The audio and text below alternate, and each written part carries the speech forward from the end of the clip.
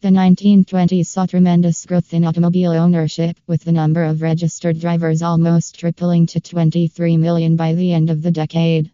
The growth of the automobile industry caused an economic revolution across the United States. Dozens of spin-off industries boomed.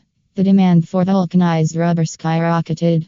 Road construction created thousands of new jobs as state and local governments began funding highway design. Even the federal government became involved with the Federal Highway Act of 1921. Gas stations began to dot the land, and mechanics began to earn a living fixing the inevitable problems. Oil and steel were two well-established industries that received a serious boost by the demand for automobiles. Travelers on the road needed shelter on long trips, so motels began to line the major long-distance routes. Even cuisine was transformed by the automobile.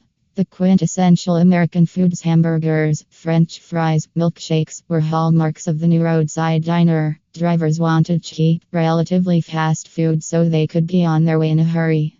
Unfortunately, as new businesses flourished, old ones decayed. When America opted for the automobile, the nation's rails began to be neglected. As European nations were strengthening mass transit systems, individualistic Americans invested in the automobile infrastructure.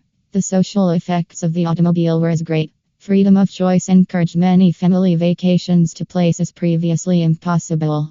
Urban dwellers had the opportunity to rediscover pristine landscapes, just as rural dwellers were able to shop in towns and cities. Teenagers gained more and more independence with driving freedom.